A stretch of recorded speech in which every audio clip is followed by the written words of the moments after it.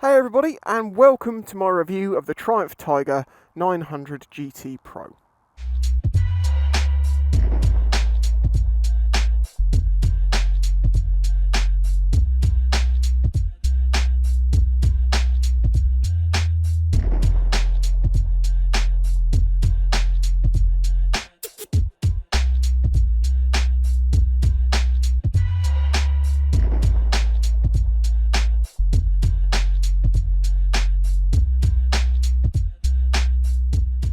So if you're a regular viewer of my channel, you know I've had this since mid-December-ish. It's going back in early January, which is basically the next few days. Triumph UK lent me this bike before Christmas. They just said, hey, would you like one of the press bikes over Christmas and New Year to do what you like with? And I was like, yeah, I'll make some videos on that. I want to try out the 850 this year, and I should be doing that. That's the new Tiger to come out. But having never ridden the 900 before, I wanted to be able to get some time on this bike to be able to compare the 850 when it comes out. I've already done some videos on this and a comparison between the 900 and the 1200, which I've actually ridden quite extensively as well. The GT Pro, if you want to know the exact differences between each of the models, check out Triumph's website. For me, it's slightly confusing, but I'm going to try and remember every feature that this has over the base model. Quick shifter, heated rider and pillion seat, heated grips, and electronically adjustable suspension and some auxiliary lights. Obviously, this has still got traction control, ABS, the obvious normal fare that you get on the base Tigers. This is marketed as an adventure bike. However, I think this sits more in the side of the commuter.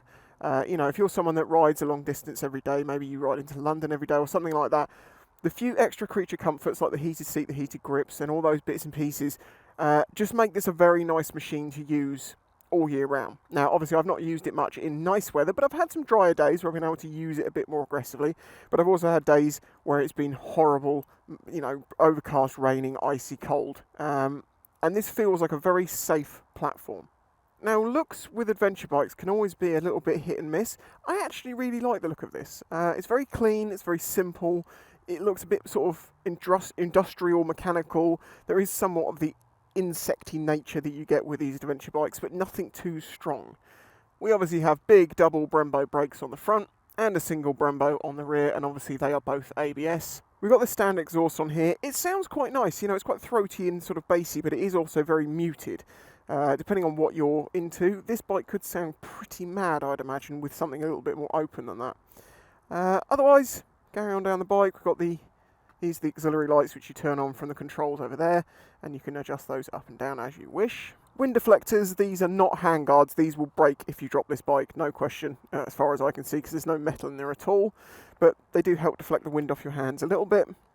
Also, you've got the heated grips, which turn on using this button here, and we have the heated seat, which turns on this button here, and your auxiliary lights turn on here. So it's a nice little, just there for the extra bits that are on the bike. The screen is adjustable, very simple system. You just pull it out, slide it up, and there you go, it's up. And if you want it down, do this. Now, I thought, because I've been hearing a rattle recently, that maybe this was rattling a bit, and then I've discovered it's not that. There's something inside the nose. Listen to this.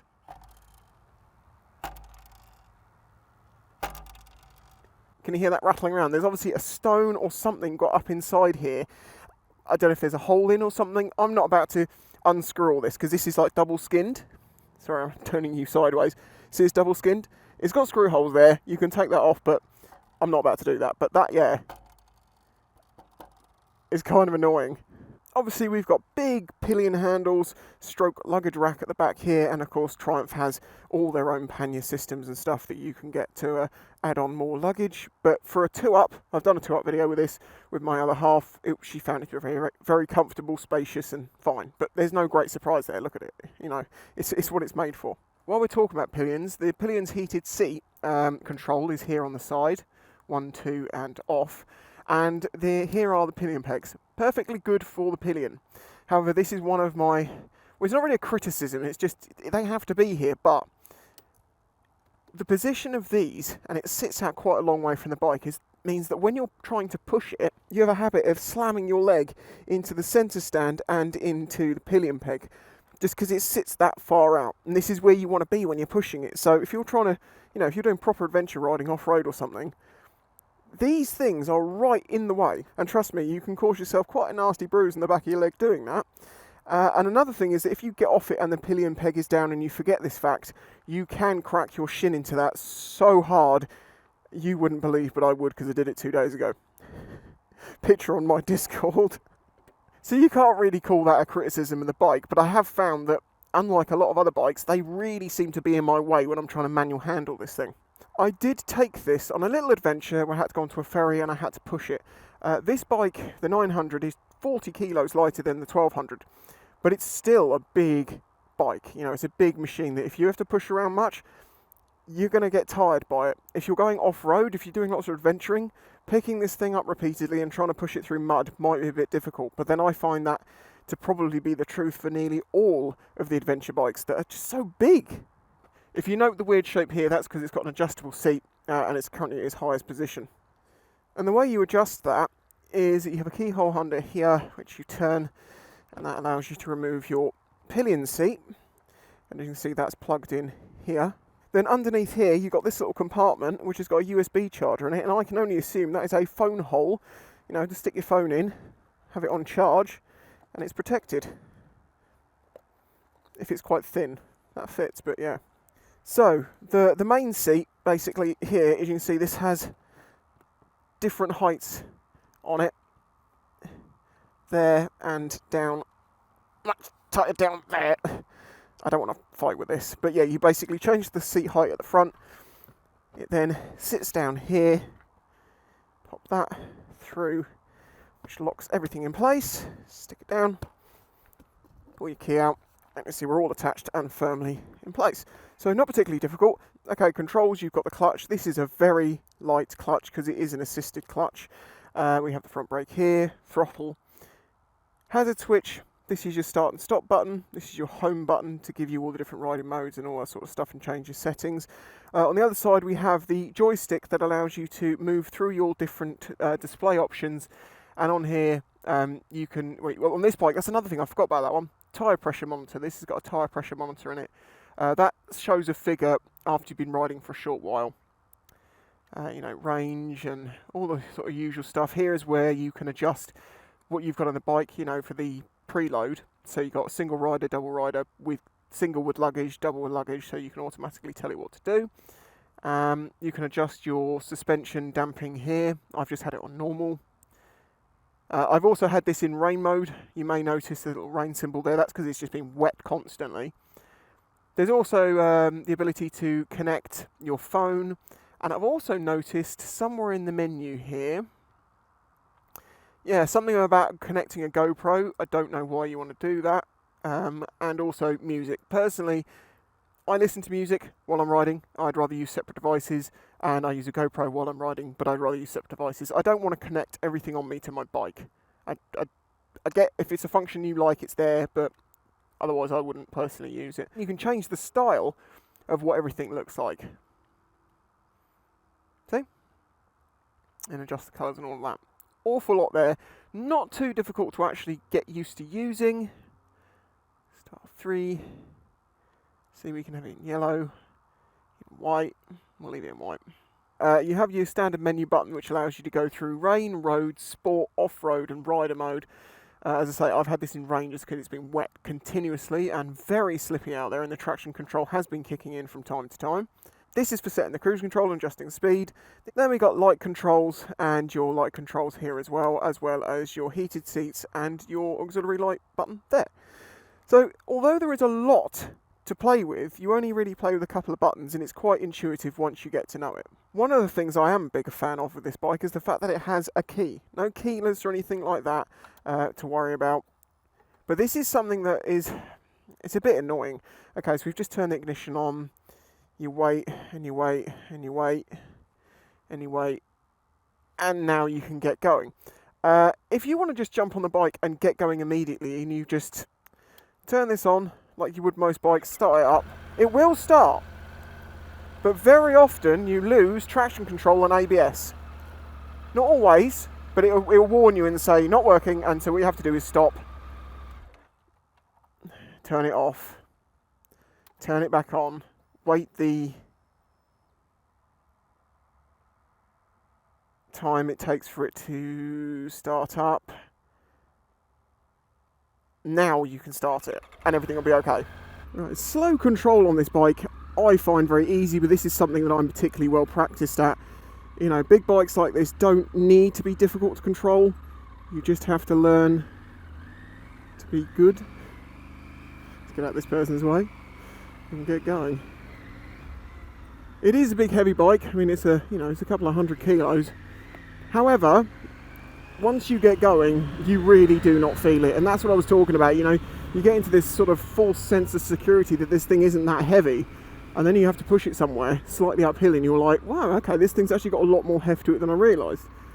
As normal riding, commuting, that doesn't really mean anything, but when it comes to off-roading and actual adventure riding, that could be a hindrance. It's worth mentioning, but as I say, it only gets heavier as you get up into the bikes that everyone pronounces are the ultimate, adventure machines. They just seem to get bigger and heavier. So this is an 888cc engine, giving you about 93 brake horsepower and about 90 newton meters of torque, which is plenty, to be fair with you. I was hoping I could really show it off, but it would appear that this person is probably not going to go that quick. Give you an idea of the torque of this thing. Oh, that's not full throttle, and I'm being careful because it is very slippy out here. But yeah, it's got plenty of pull. Now, I've heard some people talking about bar vibrations at 70 miles an hour in my comments previously. I'm doing 70 miles an hour in fifth gear. It's 4,500 RPM, and I don't feel a single vibration. In fact, it's smoother now than it is lower down or slower. That is perfectly smooth, and in sixth gear, we're doing 4,600 mile an hour, 4,600 RPM at 70 miles an hour. 70 mile an hour for fifth gear, 4,500 RPM. It purrs along, and I can't report anything about any vibrations of the bars or anything like that that's previously been mentioned to me. Traffic unfortunately has ruined that one again, but trust me, this thing is quick. It's surprisingly quick. It's torquey enough that you have to be a little bit careful, even with traction control. I've had this bike sideways once before now. Admittedly, that was from cold tyres coming out of my driveway, but it full went sideways on me. So it's got the power. It needs to be respected. So what I'm trying to say here, and not being able to show too well because of the traffic and stuff, is that this bike is extremely capable. Like, as an all-rounder, this is probably one of the best all-rounders I've used, because it isn't as big as some of the big adventure bikes. It's very capable at motorway speeds. It's very nice to use at slower speeds around town and stuff like that. It's not too big. The gearing is a little bit long for around town. That is something to say. You rarely get out of second. But of course that can reflect in better MPG and stuff on the motorways, and also just a happier, comfier ride at speed. If you're someone who likes to go for a quick ride of a few hundred miles, this would be comfortable to do that. This would be very nice to do that. As 6'4", I'm a big chap. I find this very comfortable. It feels like the size that bikes should be, if you know what I mean. I imagine this is how most people feel on smaller bikes. The clutch, as mentioned, is assisted, so it's very, very light, very nice to use, very progressive feeling, and it is helpful to have that, because as good as the quick shifter is, at slower speeds you do find yourself using the clutch a bit, because it can smooth out some of the lower rev shifts. For me, it's a very much an upright seating position, which is what leads to it being very comfortable. I haven't seen one of those for a while. I also think they've got the steering feel about spot on. It's not too raked in that it's ultra light, but it's not too raked out that it's super heavy. So it's just got this nice medium that it is very comfortable on the motorway. But at slower speeds, you're not having to have really, really long bars to give you the leverage, or having to really work to turn the front wheel. It's actually very easy at most speeds. And the build quality of the bike seems very nice. It feels like a luxurious place to be. It feels plush with all your little toys and stuff, and the way that everything's put together, and there's little key features to stuff. It feels like you can see where some of that extra money went. It's not just a badge. There's actually money being spent in material and in machining processes to just make things look nice or be a little bit lighter or just a bit more premium looking, and that's something I appreciate. But then admittedly, I'm riding this bike and not buying it, so you know that comes down more to the owner, the purchaser, as to where your budget sees this bike. So I think it's pretty obvious by now, I like this bike. I think it is a very, very capable machine, an absolutely fantastic tool to do a job without question. However, there is a side to it that applies to all of these sorts of bikes with all these electronics and gizmos, is that to me in ways it can feel so good at its job it becomes clinical and doesn't have, I'm not going to say any character, but not as much obvious character. It trying to spit me off coming out the driveway the other day showed me some character. I actually quite liked that about it. You know, it showed that it was in ways unpredictable, which, you know, maybe Triumph's like, no, don't say that to people. No, that's something I like in a bike. I like a bike that can be a bit unpredictable. You know, that's why I like manual bikes. There is more skill in it if you're having to do something. Of course, it's also worth mentioning that the character from any bike, truthfully, doesn't come from the bike. It comes from the person that rides it and interprets that character out of it. It doesn't have a character, you know, it's just a bike. No, I'm sorry, I'm not going to go with that. It's not true. I've got a DRZ which hates me. It is personal, it's sentient. However, what character it does have is like a futuristic assassin. Very clean, very sharp, very futuristic, and very good at its job. Seems quite understated, you know, but when you open it up a little bit, it's a bit of a brute, and there you go. That's the traction control kicking in instantly, because it's like, what are you trying to do? I have big power and cold tyres. That was a perfect example of what I'm talking about. Pulling the throttle on that hard on a cold day on a bike like this is a silly thing to do. It's most likely going to spin up, which the bike noticed and stopped it happening. I like the fact that the bike can do it, but I also like the fact that the bike stopped me being too stupid with it. But equally, that means that it wasn't me that did it. I did the stupid thing and it just went, no, idiot. And that's kind of my philosophy behind saying a bike doesn't have character so much when it's very good at doing its job. I know that sounds weird. One of the reasons I really wanted to ride the 900 was because I own a DRZ 400 SM and a Yamaha XJ6. Two very different bikes, both good at doing different things but not great all round necessarily. And I kind of hoped that the Tiger 900 or something like this would be that ultimate single bike solution for me. And having had this for 3 weeks, you know, to experience the comfort, the size of the thing, the power, the ease of use, all of that, yes, I do think that this is my ultimate single bike. If I was going to have, someone said to me, you're only allowed one motorcycle and that is it, I would probably pick something like this, if not this. Because it's not too big an engine, it's not too heavy, it's very capable, it's a big bike.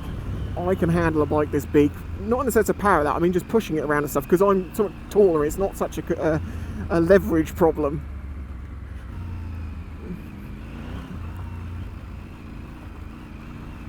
Let's just try a little bit of off-roading, shall we? It's not really off-roading, it's more beaching, but yeah, I'm also in the wrong mode, actually, suspension-wise. It's traction control getting annoyed again.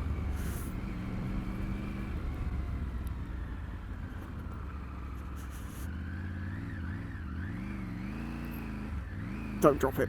Do not drop it. Do not drop it.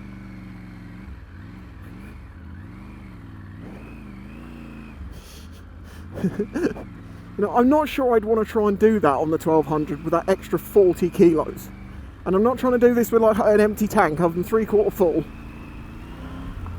So at its core, the Tiger 900 is an absolutely fantastic bike, and the GT Pro to that is just a nice sprinkling of extras to make this kind of the ultimate commuter, in my opinion. Not for all, but it would be for me.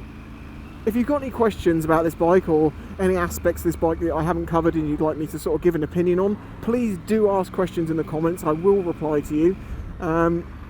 Well, generally, if I can actually give you a worthwhile answer and it's not already been answered in this video itself. If you've enjoyed this video, please remember to hit that like button, subscribe if you're new here, And if you'd like to help support this channel, please consider joining my Patreon. Links in the description. There are many benefits to that, and it can be had for as little as $1 a month. So thank you for watching. Thank you for your support. I'll catch you in the next one. Bye bye.